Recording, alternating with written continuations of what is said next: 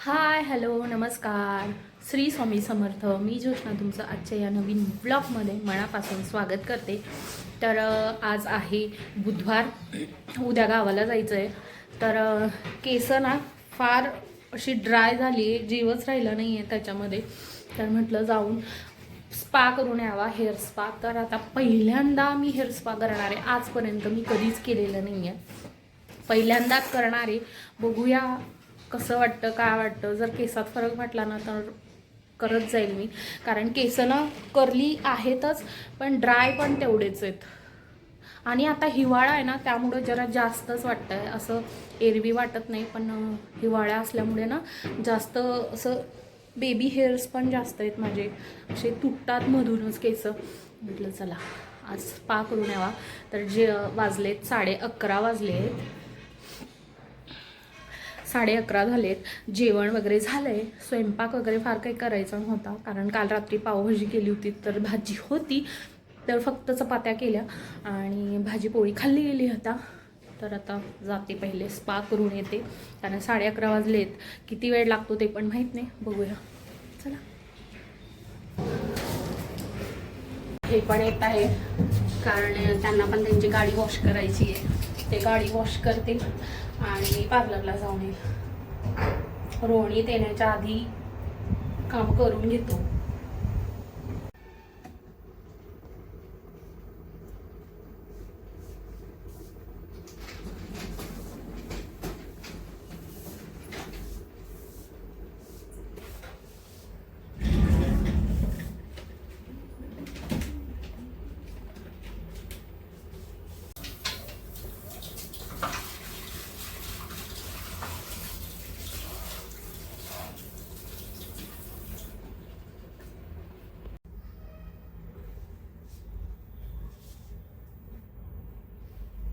आणिच प्यायचं ते लोक कसे बघतात.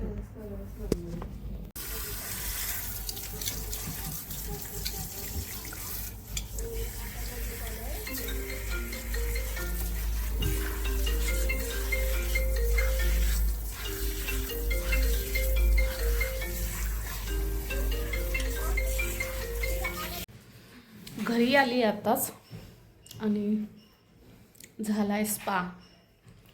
इतकं छान वाटलं स्पा करताना, खूप छान वाटलं. आणि त्यांनी मसाज वगैरे केली ना, त्यावेळेला असं वाटत होतं मसाज केला त्यावेळेला की झोपून जावं छान असं मस्त, कारण त्यांनी पूर्ण असं दाबून वगैरे अशी छान मसाज केली. आणि मी फर्स्ट टाईम स्पा केला आहे, त्यामुळे मला तर अजून छान वाटतंय. त्यांनी सांगितलं जर तुम्ही 2 महिन्यातनं जरी एकदा केलं तर चांगला रिझल्ट मिळतो अजून. म्हणजे जे केस गळतात किंवा असे ड्राय होतात तर ते होत नाही. मी पहिल्यांदा केलं आहे, बघू आता. जर असंच छान वाटलं. आणि खूप असे ना मेल्यासारखे झाले होते माझे केस, आणि गळत पण होते. आणि हिवाळा असल्यामुळे ना इथे कोंडा वगैरे पण खूप झाला होता. तसं घरगुती उपायानं झालं असतं, पण मला आता जायचं आहे गावाला आणि तिथं गेल्यावर काय करणार ना, म्हणून मग म्हटलं एकदा स्पा करून घ्यावा. बरेच दिवसापासून सुरू होतं, पण मी करत नव्हती, अवॉइड करत होती. पण आज जाऊनच आली आणि शेवटी केला. हेअर कट पण करून घेतला, थोडा थोडा खालचा. जाणवत नाही आहे, कारण कर्ली केस असल्यामुळे ना शेप येतच नाही कितीही केला तरी. असो, तरी थोडे थोडे खालचे जे आहेत ते कट करून घेतले आणि छान वाटतं आहे, सॉफ्ट वाटतं एकदम. केस असे सॉफ्ट माझे राहतच नाही, असे फार बॉन्सी असे वरती करली असल्यामुळे असा फुगा तयार होतो केसांचा. असो, तर आता उद्या सकाळीच निघायचं आहे गावाला जायला.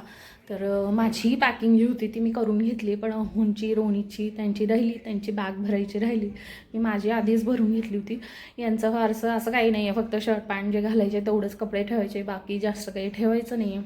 तर त्यांची आत्ता करून घेते तयारी, बॅग पॅक करून घेते. तर इथं ना मी बॅग काढत होती रोहितचे कपडे आणि अहोंचे कपडे भरण्यासाठी. माझी बॅग तर पॅक झाली होती, पण त्यांचं पण भरायचं होतं. तर बॅग काढत होती, इथं ठेवली होती. आणि इथे मला ही छोटी पिशवी सापडली, जी की मी बऱ्याच दिवसापासून शोधत होती, पण मला सापडत नव्हते, कारण हे दूध वगैरे असं आणायला लागायची ही पिशवी. आणि इतक्या दिवस सापडली नाही, आणि आता ही बॅग काढायला गेली तर मला ती तिथं दिसली. जे असं आहे, केला स्टार्ट. सगळ्यात पहिले आता रोनीची बॅग भरून घेते, छोटीशी. तिघांची सेपरेटच ठेवेल, जेणेकरून जसं जसं झाला त्याला वेळ व्यवस्थित सापडेल.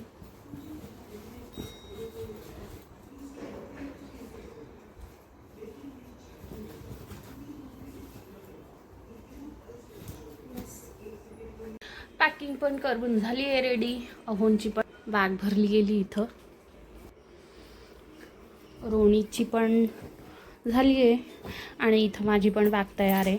आणि याला छान असं छोटंसं कुलूप लावलं आहे, कारण आता दुसऱ्या गावाला जायचं आहे म्हटल्यावर बॅगला लॉक हवं.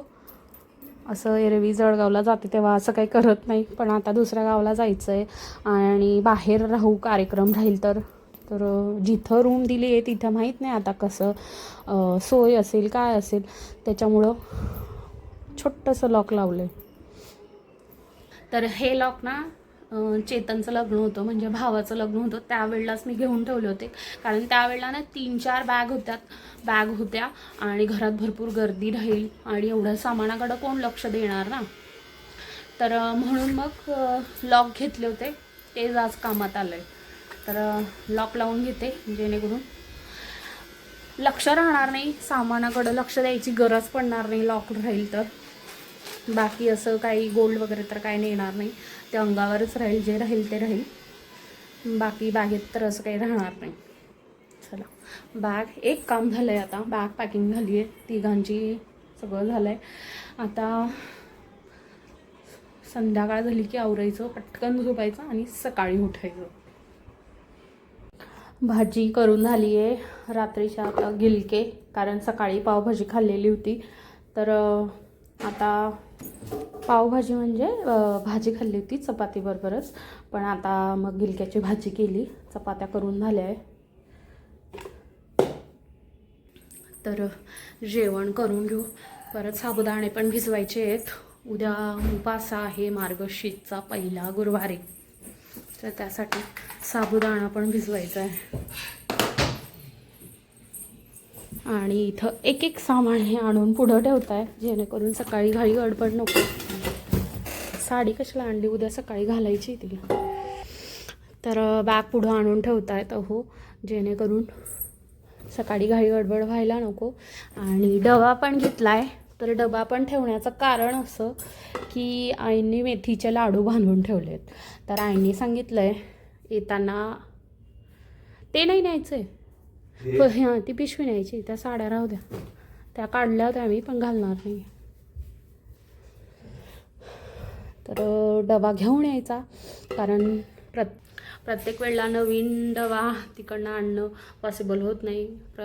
दरवर्षी लाडू येतात, तर मग दरवर्षी लोणचंला वेगळा डबा असतो, म्हणून मग आई म्हटलं येताना डबे घेऊन या, जेणेकरून मग प्रॉब्लेम होत नाही कशात द्यायचं, पिशवीत वगैरे देणं होत नाही, कारण त्यामध्ये फुटून पण जातात. तर डबा राहिला तर व्यवस्थित होतं. डबा पण घेऊन जाणार आहे, तर सगळं सामान आणून ठेवलं आहे. या एवढ्या 3 बॅग झालेल्या आहेत.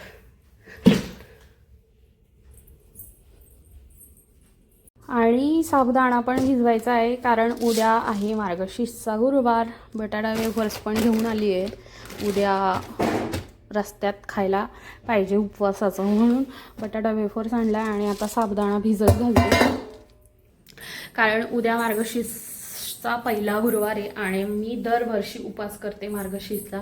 यावर्षी उपवास करेल, पण मांडणी वगैरे होणार नाही पूजेची, कारण गावाला जायचं आहे, पॉसिबल होत नाही आहे, कारण उद्याच कार्यक्रम आहे.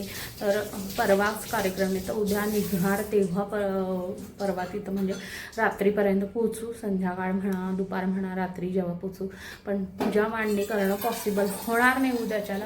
आणि त्यामुळे मग इथे साबुदाणा भिजून घेते, जेणेकरून रस्त्यात बाहेरचं वगैरे नको खायला, घरचंच बनवून घेईल सकाळी. तर असेल ना, मित्रा ड्रॉइंग करायला गेलाय, तर साबुदाणे भिजवले आहेत. मी ना साबुदाणा खात नाही मार्गशीर्ष गुरुवारच्या उपवासाला, एकच टाईम रात्री म्हणजे सकाळीच मांडणी वगैरे करून घेते मी 11-12पर्यंत 10-10:30-11पर्यंत पूजा वगैरे करून घेते. मांडणी करून घेते, वाचून वगैरे घेते, जेणेकरून ती पूजा ना दिवसभर असतं तर छान वाटतं, म्हणून मी सकाळीच करते.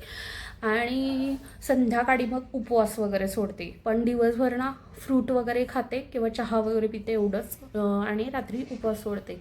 पण यावेळेला साबुदाणा करण्याचं कारण असं की प्रवास करायचा आहे आणि प्रवासामध्ये ना माझ्याकडनं अजिबात उपाशी रिकाम्या पोटी प्रवास होत नाही. तसं जर केलं तर मग डोकं दुखी सुरू होते, मायग्रेनचा त्रास सुरू होतो, मळमळतं अजिबात, म्हणजे प्रवासात चित्त लागत नाही असं उपवास वगैरे रिकाम्या पोटी.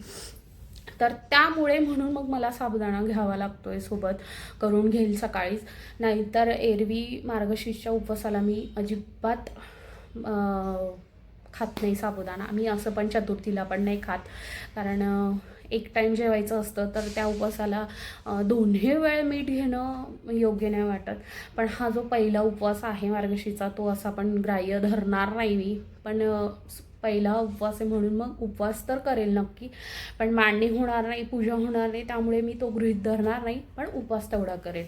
तर त्यामुळे म्हटलं मग प्रवास करायचा आहे तर साबुदाणा घेऊनच घेते. चिप्स पण घेऊन घेतले, जेणेकरून ॲसिडिटी म्हणा, पित्त, डोकेदुखी वगैरे होणार नाही. आणि एवढ्या लांबचा प्रवास आहे म्हटल्यावर मग असं आजारी केलं ना तर ड्रायव्हरला पण चालवायला प्रॉब्लेम होते, म्हणजे अहोंना. तर पुढे बसून गप्पा वगैरे करणं गरजेचं असतं, आणि असं डोकं वगैरे दुखलं तर मग मला आवाज सहन होत नाही, मग तो प्रवास कसा करणार ना, म्हणून मग तो साबुदाणा सोबत घ्यावाच लागतो. तर भिजवला आहे, आता रोहित आला की मग जेवण करू. सामान पण इथं सकाळी तयारी केली की लगेच निघणार नाही, साबुदाणा करावा लागेल. आता रात्रीचं कूट पण आत्ताच करून ठेवते, कारण शेंगदाणे असे पण भाजलेले आहेत, फक्त मिक्सरमधून बारीक करायचे, तर ते पण आत्ताच मिक्सरमधून बारीक करून ठेवते, जेणेकरून सकाळी पटकन होऊन जाईल. चला, आजचा ब्लॉग जो आहे ना इथंच संपवते.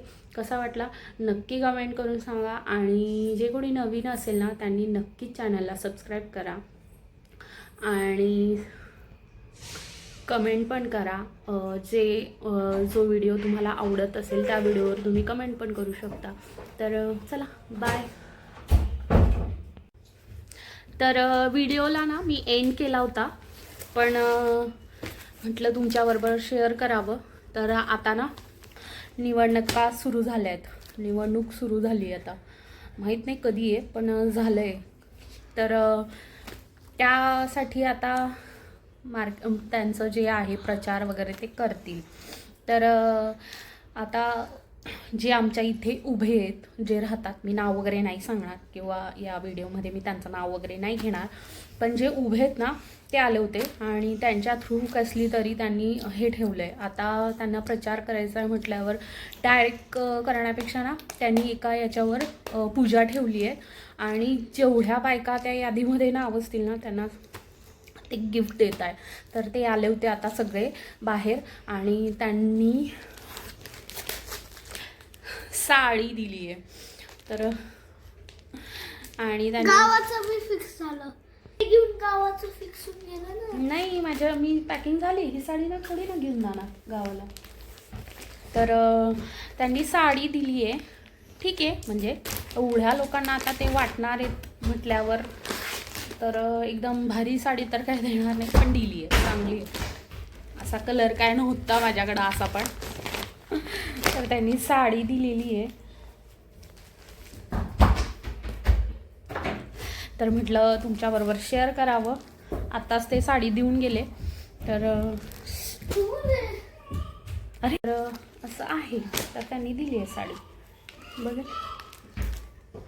फ्रीमध्ये. आजकाल बाकी नको बेटा, वाजवू नको, अशा सुविधा तर काय मिळत नाही. निदान साडी तरी दिली, आणि आजपर्यंत नको ना, आजपर्यंत मी बघितलं पण नाही आहे. मागच्या वेळेला पण असंच वोटिंग आम्ही काय एक्सपेक्टेशन ठेवत नाही की आम्हाला दिलं पाहिजे, पण फक्त सुविधा तेवढ्या पुरवल्या पाहिजे ज्या असतात त्या. चला, बाय.